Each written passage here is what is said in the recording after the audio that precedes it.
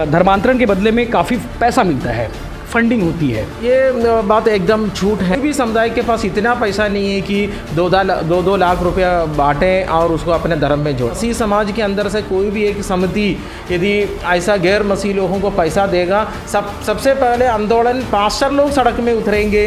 ईसाई समाज में जा रहा है तो उसके लिए कुछ पैसे देते हैं? उसके लिए कोई पैसा नहीं आ रहा है। तो वो काफ़ी घबराए हुए हैं और हम लोगों ने भी उससे बात करने का कोशिशें की। छत्तीसगढ़ में धर्मांतरण का मामला गर्म हो चुका है और भाजपा इस पर लगातार आंदोलन कर रही है। भिलाई के सेक्टर 1 में एक पास्टर को हिंदू संगठन की महिला ज्योति शर्मा थप्पड़ मारती है। उस थप्पड़ कांड के बाद ये मामला और भी ज़्यादा गर्म हो जाता है। उस महिला पर एफआईआर होता है। एफआईआर होने के बाद हिंदू संगठन के लोग सड़क पर उतर आते हैं और भिलाई में पुलिस थाना का घेराव करने भी पहुंच जाते हैं। हम जब उस वीडियो को वायरल किए, उस वीडियो को पोस्ट किए अपने वेबसाइट पे भिलाई टाइम्स और यूट्यूब पे, तो उसके बाद से कुछ लोग ये भी मांग करते रहे कि ईसाई समाज की ओर से भी इस पे पक्ष आना चाहिए। वो हमने जो मार खाया, जो थप्पड़ खाया दिनेश सोनी, उसके बारे में पता किया। दिनेश सोनी जो है तीतुरडी के रहने वाले हैं, दुर्ग के रहने वाले हैं। उसने जो पता थाने में लिखाया था, लेकिन हम उस पते पे गए तो वो मिले नहीं हमें, और जो नंबर हमारे पास मिले थे वो नंबर पे हमने फ़ोन भी किया, उस नंबर पे हमारी बातचीत भी नहीं हो पाई। तो हमारे पास ईसाई समुदाय से एक ऐसे शख्स बैठे हुए हैं जो छत्तीसगढ़ क्रिश्चियन फेलोशिप संगठन के जिला सचिव हैं। हमने उनसे अप्रोच किया, नाम है विनोद आचार्य। आज उनसे इस पूरे विषय पर बात करेंगे कि धर्मांतरण क्यों हो रहा है, धर्मांतरण क्या ज़बरदस्ती कराया जा रहा है, क्या पैसे लेकर धर्मांतरण कराया जाता है, इन तमाम विषयों में हम बात करेंगे। पहले तो विनोद आचार्य जी, आपका बहुत बहुत स्वागत है हमारे चैनल पर। धन्यवाद। आपने अपना कीमती समय और बोलने का साहस हमारे चैनल के सामने आपने रखा, इसके लिए बहुत बहुत शुक्रिया। तो मैं आपसे पहला सवाल ये करूंगा कि जो धर्मांतरण का आरोप भाजपा लगा रही कि लगातार आप लोग मनमानी करते हुए ज़बरदस्ती धर्मांतरण कर रहे हैं, ये कितना सही है? ऐसा धर्मांतरण का ऐसा कोई बात नहीं है, मगर ये बात सच्चा है कि गैर मसीह लोग सिर्फ हिंदू समाज से नहीं, मुसलमान समुदाय से, जैन समुदाय से और सिख समाज से लोग चर्च में प्रार्थना करने के लिए आते हैं। कोई एक बार आते हैं, कोई 2 बार आते हैं, कोई साल भर आते हैं और फिर वो आना बंद कर देते हैं। तो ऐसा कोई, इसलिए कोई भी इसको सरकार कलेक्टर के तरफ से कोई धर्मांतरण का सर्टिफिकेट लेता भी नहीं है। तो ये धर्मांतरण का जो सर्टिफिकेट बोल रहे हैं कि धर्मांतरण हो जाता है, तो ये धर्मांतरण नहीं होता? हाँ, धर्मांतरण नहीं होता। धर्मांतरण तब होता है कि यदि कोई गैर मसीह लड़का या लड़की यदि मसीह समाज का कोई व्यक्ति से शादी करना चाहता है तो उसका सूचना कलेक्टर को दिया जाता है। कलेक्टर से अनुमति लेकर फिर वो मसीह समाज में शादी होता है। एक बात चर्चा बहुत होती है कि धर्मांतरण के बदले में काफ़ी पैसा मिलता है, फंडिंग होती है। ये बात एकदम झूठ है कि मैं आपको बता रहा हूँ कि अभी कोई भी ये ऐसा ऑर्गेनाइजेशन नहीं है कि जो एक लोगों को 2 लाख रुपया दे सकता है। कोई भी एक दलित को या एक आदिवासी को 2 लाख रुपया दे और उसको मसीह धर्म में आने के लिए हम प्रलोभन दे सके। पहली बात यही है कि कोई भी संस्था में कृष्ण मसीह नहीं, हिंदू संगठन हो या पंजाब सरदार के हो या जैन समुदाय हो, कोई भी समुदाय के पास इतना पैसा नहीं है कि 2 लाख रुपया बांटें और उसको अपने धर्म में जोड़ें।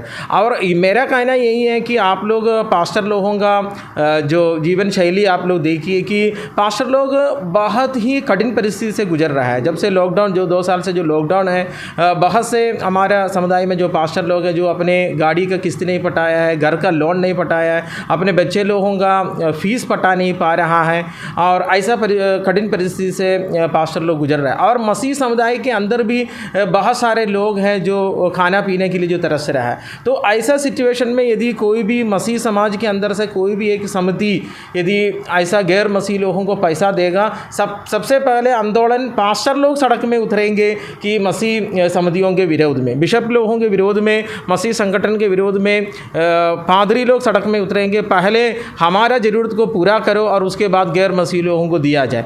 दूसरे एक बात में दिया जाता है कि किसी को यदि 2 लाख रुपया देने के बाद उसको चर्च में अपन बुलाते हैं और 2 लाख रुपया ले लिया और 1 बार 2 बार वो चर्च में आएंगे, आपके साथ प्रार्थना के लिए बैठेंगे। तीसरे संडे को यदि वो नहीं आए तो आप क्या करोगे? तो आप क्या केस कर पाएंगे? क्या किसी को 2 लाख रुपया दे दिया और 2 संडे वो चर्च में आए, तीसरे संडे नहीं आया? तो इसके बारे में कहते हैं कि एक प्रोसीडिंग के बाद पैसा दिया जाता है, वो पैसा जो है फॉरेन से आता है। नहीं, अभी जो देखो एक एक पैसा जो है हमारा होम मिनिस्ट्री की निगरानी में है। FCRI के लाइसेंस के बिना कोई भी पैसा, एक पैसा भी कोई भी क्रिश्चियन संस्था में नहीं आ सकता, और बराबर उसका अकाउंट जो है FCRI लाइसेंस जो है ऑडिटिंग में, मतलब फंडिंग होती है। फंडिंग जो है एनजीओ के लिए, क्रिश्चियन एनजीओ के लिए आते हैं। जैसे चर्च के लिए कोई फॉरेन फंडिंग नहीं आते। यहाँ पर जितने भी चर्चेस हैं वो स्थानीय जो चंदे आते हैं, हर रविवार को जो लोगों ने जो चंदे आते हैं उस चंदे में से ही चर्च का हर एक पेमेंट होते हैं। और जो विदेश से जो FCRI के माध्यम से जो फंड आते हैं वो जैसे अन्य समुदायों के लिए, हिंदू समुदाय और मुसलमान समुदाय और जैन समुदाय, सिख समुदाय को जो आते हैं, जैसे कि मसीह समुदाय को भी आता है, वो प्योरली जो है सोशल एक्टिविटीज़ के लिए है। सोशल एक्टिविटीज़ के लिए मतलब उनके नाम से तो पैसे आते हैं ना, कि जैसे कोई हिंदू ईसाई समाज में जा रहा है तो उसके लिए कुछ पैसे देते हैं? उसके लिए कोई पैसा नहीं आ रहा है। ये विदेश से कोई भी एक संगठन यहाँ पर प्रोत्साहन नहीं कर रहा है कि आप लोग अन्य जाति, दूसरे जाति वालों के पास जाइए और उनको आप पैसा दीजिए या बाइबल सिखाइए, ऐसा कोई बात नहीं है। अच्छा, आपके ईसाई समुदाय में उनको जोड़ने के लिए कोई अभियान चलाते हैं आप लोग, कोई कैंपेनिंग होती है? नहीं, ऐसा कोई कैंपेनिंग नहीं है। लोग अपने आप चर्च में आते हैं, अपना मन का शांति के लिए आते हैं। वही मैं पहले आपको बताया था। और उसका मेन कारण है कि लोगों का विश्वास है कि बहुत से लोगों ने चर्च में आकर चंगाई को पाया है, दुष्टात्मा से जो बाहरी हवा जो जैसे बोलते हैं, और उससे भी चर्च में आने के बाद लोगों को आराम मिलते हैं। और सेक्टर 1 में जो लोग मिले थे, जिनको ज्योति शर्मा ने पकड़ा था, ये वो लोग थे जो धर्म का प्रचार कर रहे थे, बाइबिल बांट रहे थे और उनको अपने धर्म में लेके आ रहे थे। और उसका वो बाइबिल बांट रहे थे, उसका कोई अभी अपन को नहीं मिला है। जैसे हमारा संगठन में वो जुड़े नहीं है वो, तो वो उसका कहना था कि उसने जो पुलिस स्टेशन में जो उनका कथन था कि वो अपने परिचय के एक परिवार को मिलने के लिए वहाँ पर गया था। अच्छा, धर्मांतरण नहीं था उस दिन का? नहीं, वहाँ पर वो अपने परिचय के परिवारों को मिलने गया था, ये उनका कहना था। लेकिन थप्पड़ कांड के बाद वो सिर्फ थाने गए, थाने जाने के बाद पता नहीं चला वो कहाँ गए, सामने क्यों नहीं आया वो? असली में वो घबराए हुए, पहली बार ऐसा एक हिंदू संगठन, उसके वो अकेले में था, उनके साथ सिर्फ 4-5 छोटे टीनेज के बच्चे लोग ही थे, तो वो काफ़ी घबराए हुए हैं। और हम लोगों ने भी उससे बात करने का कोशिशें किया और उसका नंबर स्विच ऑफ आ रहा है, और उसके घर में हम लोग 2 बार गए और उससे हम लोग मुलाकात कर नहीं पाए। तो आप लोगों को सामने आना चाहिए था ना उस कांड के बाद। और हम लोगों ने इस सूचना को हम लोगों का सामने नहीं आ सकता, क्योंकि जो धर्मांतरण का मुद्दा को लेकर शहर के अंदर जो वातावरण जो है, तो इसलिए हम लोग एकदम से उसमें कूदना नहीं चाहा। हम लोगों ने भी दिनेश सोनी से बात करने का कोशिशें किया, और ऐसा क्यों हुआ, उसके साथ ऐसा क्यों हुआ, मगर उसके साथ हमारा मुलाकात हो नहीं पाया। क्या समाज आपका डरा हुआ है अभी इस वक्त? इस समय पर मसीह समाज के अंदर कन्फ्यूजन है कि ऐसा क्यों हो रहा है, और क्या हम मना करें जो गैर मसीह लोग जो चर्च में प्रेयर करने के लिए आते हैं उनको मना करें, और सरकार की तरफ से ऐसा कुछ नोटिफिकेशन आएगा क्या, या अन्य संगठनों के द्वारा हमारे ऊपर ये बहुत ज़्यादा दबाव बने रहेंगे क्या, ये सब कन्फ्यूजन स्थिति में मसीह समाज है। तो आप लोगों ने कभी कलेक्टर या फिर SP या फिर किसी अन्य अधिकारियों से बात नहीं की इस विषय में कि भाई हम लोग थोड़ा सा दहशत में है, ऐसा लगता है आप लोग, जैसे आपने कहा कि हम दहशत में करके?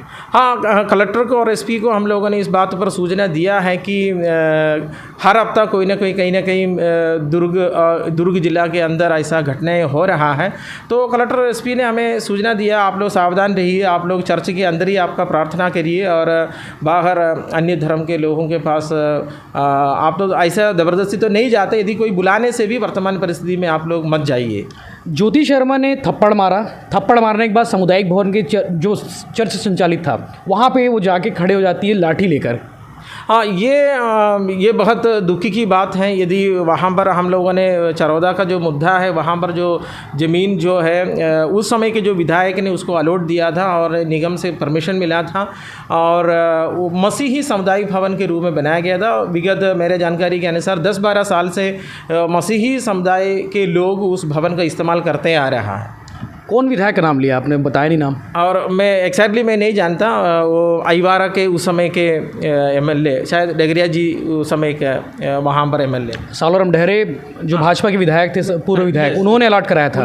उन्होंने अलॉट किया था। उस समय पर जी कैबिन में बहुत सारे बीजेपी के कार्यकर्ता थे और उन लोगों के रिकमेंडेशन से वहाँ पर ये ज़मीन अलॉट किया था। लेकिन हमारे कुछ साथियों ने उनसे बात की तो उन्होंने कहा कि मैंने समुदाय को अलॉट किया था, ना कि धर्मांतरण कराने के लिए, ना कि कोई अनैतिक कार्य के लिए। हाँ, ये जो है सामुदायिक भवन के लिए दिया था, मसीही लोगों के लिए। मसीही सामुदायिक भवन बोलना जरूरी है। मसीही सामुदायिक भवन के रूप में दिया गया था और वहाँ पर मसीही समुदाय के बहुत सारे पास्टर लोग बहुत अंदर तरफ होने के कारण से वहाँ आता जाता नहीं है, इसलिए वहाँ पर शादी कार्यक्रम ऐसा कुछ वहाँ होता नहीं है। मगर वहाँ पर जो आसपास में जो पादरी लोग हैं वहाँ पर जाते हैं, प्रार्थना करते हैं। तो ये थे विनोद आचार्य, छत्तीसगढ़ क्रिश्चियन फेलोशिप के जिला सचिव, जो हमारे साथ इस पूरे वाक़ये पर बात किए। और आगे भी हम धर्मांतरण से रिलेटेड जो भी अपडेट्स आएंगे, तमाम जानकारी, तमाम पड़ताल के बाद उसको हम आपके सामने लेकर आएंगे।